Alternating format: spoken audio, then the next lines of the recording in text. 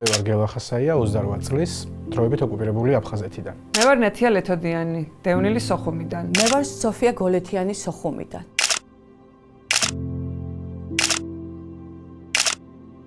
ხოებისგან განსხვავებით, მე პირადად აფხაზეთის ომს არ მოვსწრები ვარ, დავიბადე 97 წელს. მე მომიწია რუსულ გარემოში გაზრდა იმ რეალობაში, სადაც ოჯახში სხვა ისტორიას ყვებოდნენ, ხოლო სკოლაში იყო საერთოდ რადიკალურად განსხვავებული იმისგან, რასაც ვისმენდი ჩემი მშობლებისგან, ნათესავებისგან, მეგობრებისგან და ასე შემდეგ. იმ ქუჩაზე, სადაც მე გავიზარდე, ამას ჭამბას ქუჩა ერქვა, მეოთხე თვის ძირი, მახსოვს, მამაკაცები წავიდნენ ომში და იბრძოდნენ თავიანთი კუთხის და სახლის დასაცავად.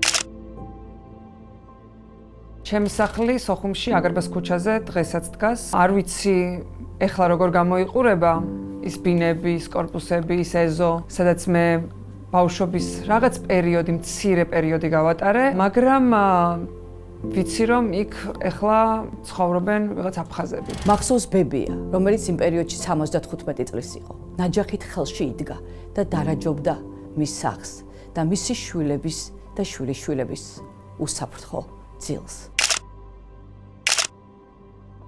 ისე გამოვიდა, რომ ორ რეალობაში ვცხოვრობდი. მაშინ, როცა აფხაზეთში ზეიმობდნენ სოხუმის გამარჯვების დღეს, აფხაზეთის გამარჯვების დღეს, მეორე მხარეს კონტროლირება ტერიტორიაზე ეს იყო ტრაგედიის დღე და ადამიანები გლოვობდნენ ამ დღეს. ამ რეალობაში მომიწია გაზრდა და მომიწია ორივე ისტორიაში ყოფნა. ერთი საქართველოს ნამდვილი ისტორია, სადაც მთელი გულით და ემოციით ვიყავი, მეორე კი იყო იძულებითი ყოფა იმ არასწორ ფარს რეალობაში, რასაც რუსეთი ქმნიდა ოკუპირებულ აფხაზეთში. ზუსტად რამდენიმე დღის წინ იხსენებდა მამაჩემი, რომ 24 სექტემბერს როგორ დაიჭრა ბოლო ბრძოლების დროს. ესეც ძალიან ემოციურია, რა თქმა უნდა, იმიტომ რომ ყოველთვის ამ ისტორიებს ვიხსენებთ, ერთმანეთს ვუყვებით 27 სექტემბრის მოახლოებასთან ერთად. ესეთი ისტორიები თითქმის ყველა მეომრის ოჯახში ტრიალებს წლების განმავლობაში. მეორე რაც მახსენდება, ეს არის სოხუმის დაცემის დღე. შერიგების შემდეგ ერთი დღის ჩასული ვიყავი, როცა მეორე დღეს განგაში ატყდა და სოხუმს უტევდნენ. რუსები, აფხაზები, სხვადასხვა ეროვნების ადამიანები, კაზაკები, ჩეჩნები დაახლოებით 1 საათში უნდა დაგვეტოვებინა სახლი. მე ეროვნებით უკრაინელი და ბელორუსელი ბებია მყავდა. მახსოვს როგორ გვაცილებდა ჭიშკრამდე. როცა თვალცრემლიანი ვეხვეწებოდი, რომ წამოსულიყო ჩვენთან ერთად, მისი პასუხი იყო ეს, რომ ის მალე შეგვეგებებოდა ისევ ამ ჭიშკართან და ამ ხნის განმავლობაში დაიცავდა სახკარს. ერთ-ერთი მნიშვნელოვანი ფაქტი, რომელიც შემდეგ უკვე დიდობაში აღმოვაჩინე, როცა გავიზარდე, იყო ის, რომ ჩვენ როცა სოხუმიდან წამოვედით, საერთოდ არაფერი წამოგვიღია. მხოლოდ ერთადერთი, რაც დედაჩემმა იქიდან წამოიღო, ეს არის ჩემი და ჩემი დის ფოტოალბომი.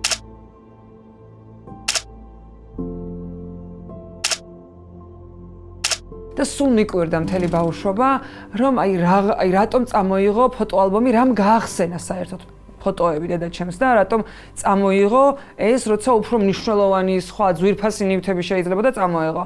და რომ გავიზარდე და გავიაზრე, მე მივხვდი, რომ მართლაც ყველაზე მნიშვნელოვანი რამე წამოუღია იქიდან ეს ფოტოები დამეხმარა მე იმ ფრაგმენტების აღდგენაში, რომელიც მე სოხუმთან მაკავშირებს.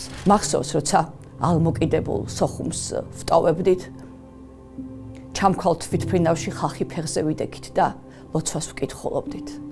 მხოლოდ ქუთაისში აანთო პილოტმა შუქი და მაშინ ტაში დაუკრეს მგზავრებმა. შემდეგ იყო საშინელი ვაკუუმი ინფორმაციის.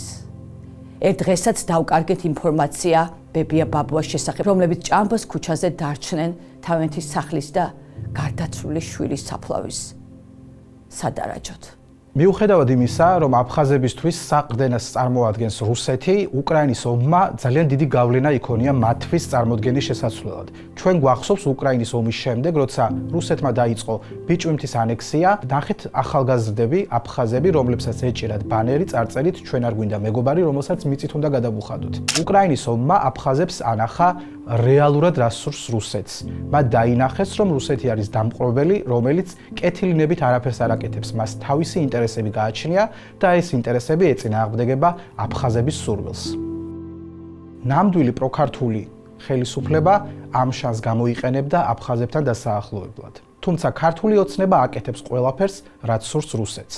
ამის ნათელი მაგალითია ეგრეთ წოდებული საგამოძიებო კომისია თეაწულუკიანის ხელმძღვანელობით, რომელიც ცდილობს ისტორიის გადაწერას. ზუსტად ისე, როგორც გადაწერეს ოკუპირებულ აფხაზეთში. ზუსტად ისე, როგორც ასწავლიან რუსები ჩვენს ოკუპირებულ ტერიტორიაზე მცხოვრებ ქართველებს და არა მხოლოდ ქართველებს, აფხაზებს. დევნილობა ეს არ არის ჩვენი არჩევანი. ეს არის რეალობა, რომლის წინაშეც მხოლოდ იმიტომ აღმოუჩნდით, რომ ჩვენ არ გვყავდა სხვა ესეთი მნიშვნელოვანი მეგობარი, როგორიც არის დასავლეთი, როგორიც არის ევროპული ქვეყნები. ომი მოგვიტანა რუსეთთან მარტო დარჩენამ. როცა საუბრობენ, რომ რა არის სოხუმი, ეს არ არის მარტო სახლი, ჭურჭელი, აგარაკები, კურორტი, იქ არიან ჩვენთვის ძვირფასი ადამიანები.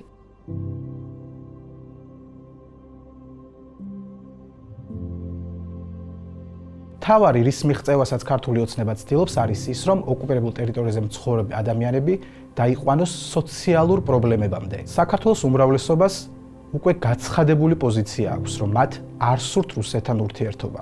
ისინი არენდობიან რუსეთს და მიიჩნევენ მტრად. ამიტომ არ არსებობს ფაქტი, რომ აფხაზეთიდან დევნილები შევეგოთ რუსულ მართლობას, რუსულ ჩექმას.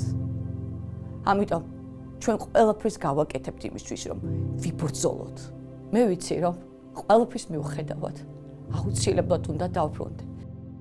დევნილობა ეს არის დროებითი სტატუსი. ნებისმიერ დევნილს სჯერა, რომ ეს არ ვიცი როდის იქნება 1 წელიწადში, 5 წელიწადში თუ რამდენი წლის შემდეგ, მაგრამ ეს დევნილობა დამთავრდება, დასრულდება ჩვენი აფხაზეთში დაბრუნებით. და ეს მოხდება მხოლოდ იმ შემთხვევაში, როცა ჩვენ ვიქნებით დიდი ევროპული ოჯახის წევრები. საქართველოს უმრავლესობამ აირჩია ევროპული გზა. მათ აირჩიეს ცივილური სამყაროს ნაწილად ყოფნა. საქართველოს თავისუფლების, საქართველოს გამთლიანების გზა გადის ევროპულ მომავალზე. პარტნიორებზე, რომლის მეშვეობითაც დღემდე შევინარჩუნეთ აფხაზეთის არაღიარების პოლიტიკა. მხოლოდ მათი დამსახურებაა ის, რომ აფხაზეთი არ არის დამოუკიდებელი ქვეყანა. ერთადერთი გზა ჩემთვის როგორც დევნილისთვის შინ დაბრუნების არის თავისუფალ დიდ სამართლიან ოჯახში შეერთების, რასაც ევროკავშირი ჰქვია. სწორედ ამიტომ ჩვენ თითოეულ დევნილს გვჯერა, რომ ჩვენ აუცილებლად გავხდებით იმ ცივილური სამყაროს ნაწილი, რომელსაც ევროპა და დასავლეთი ჰქვია. ჩვენ აუცილებლად დავბრუნდებით აფხაზეთში, აფხაზეთი საქართველოა, არა რუსულ რეჟიმს. ჩვენი ბრძოლით და დასავლელი პარტნიორების დახმარებით ჩვენ აუცილებლად მოვიგებთ ამ ომს. სანამ საბოლოო მიზნამდე გავალთ, მანამდე გვჭირდება მოვიშოროთ ქართული ოცნება, რომელიც ემსახურება რუსულ ინტერესებს. აფხაზეთი საქართველოა, არა რუსულ რეჟიმს.